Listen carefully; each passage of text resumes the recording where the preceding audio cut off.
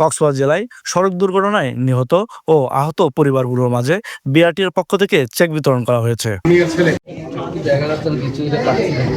20 December শনিবার সকালে জেলা প্রশাসনের সম্মেলন কক্ষে এই চেক বিতরণ অনুষ্ঠিত হয়।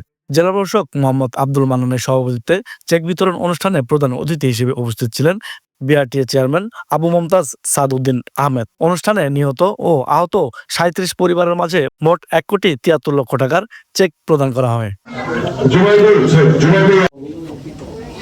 চেক বিতরণ অনুষ্ঠানে এসে সড়ক দুর্ঘটনায় নিহত পরিবারের সদস্যরা চট্টগ্রাম কক্সবাজার মহাসড়কটি 6 লেন করার দাবি করেন। সহযোগিতা দিতে আসলে আমাদের আমরা যাদেরকে হারাইছি তাদেরকে কেউ কাউকে খুঁজে পাবে না।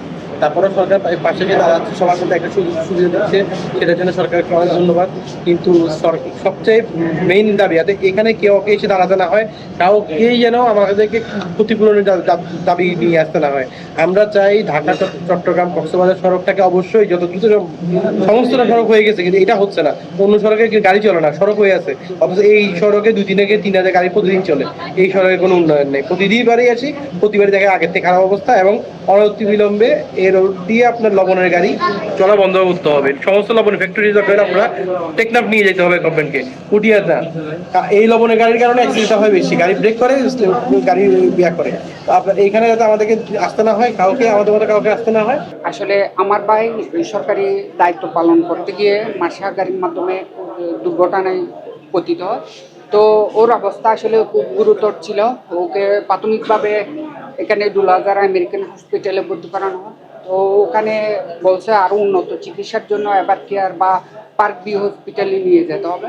তো ওর দুর্ঘটনাটা এতটাই মানে সিরিয়াস ছিল, ওর মাথার পুরোটি ভেঙে একবারে ব্রেনে ড্যামেজ হয়, 3 দিন লাইফ সাপোর্টে ছিল। প্রধান অতিথির বক্তব্যে বিআরটিএ চেয়ারম্যান বলেন, সড়কে দুর্ঘটনা ঠেকাতে বিআরটিএ বিভিন্ন পরিকল্পনা হাতে নিয়েছে।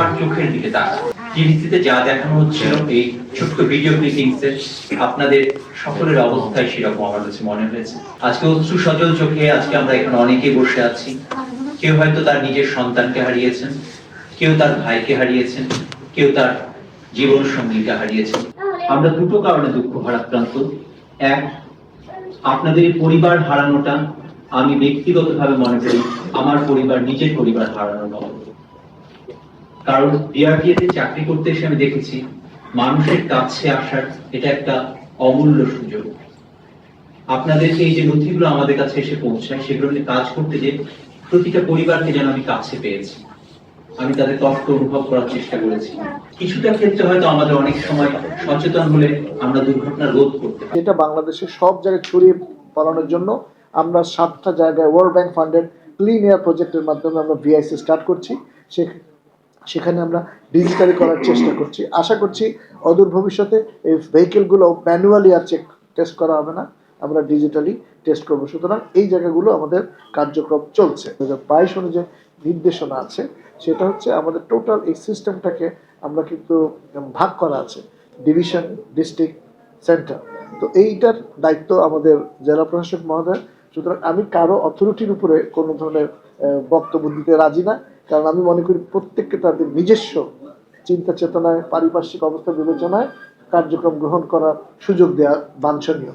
আমি মনে করি উনি ওনার এলাকার অবস্থান বিবেচনা করে উনি ওনার সিদ্ধান্ত গ্রহণ করবেন। না, যদি কোনো দুর্ঘটনা ঘটে যায় অবশ্যই সেটা মামলা হবে, এটা জিডি হবে না। জিডি হবে আপনি যদি সন্দেহ করেন যে অমুকজন আমার ক্ষতি করতে পারে, ধারণা করেন, ওটা যে লিখবেন সেটা জিডি। ঘটনা ঘটে গেলে মামলা, ঘটনার আগে জিডি। দুর্ঘটনা 30 দিনের মধ্যে আবেদন করবার জন্য সরকার আইনে আমাকে বলে দেওয়া আছে, অর্থাৎ এর বাইরে যাওয়ার আমার সুযোগ নাই। অতিথিদের বক্তব্য শেষে বিআরটিএর পক্ষ থেকে সড়ক দুর্ঘটনায় নিহত 34টি পরিবারের মাঝে 5 লক্ষ, গুরুতর আহত 2টি পরিবারে 3 লক্ষ ও সাধারণ আহত 2টি পরিবারে 1 লক্ষ টাকার চেক বিতরণ করা হয়। কিন্তু একইভাবে এই কক্সবাজার জেলা অতিরিক্ত জেলা প্রশাসক সার্বিক ইমরান হোসেন সজীবের সঞ্চালনায় চেক বিতরণ অনুষ্ঠানে বক্তব্য রাখেন বিআরটিএর চট্টগ্রাম বিভাগীয় পরিচালক মোহাম্মদ মাসুদ আলম, সাংবাদিক ইউনিয়ন কক্সবাজার সভাপতি নুরুল ইসলাম হেলালি, প্রেস ক্লাব সভাপতি মাহবুবুর রহমান সহ পরিবহন নেতৃবৃন্দ, নিহত ও আহত পরিবারের সদস্যরা। News desk, Penowa.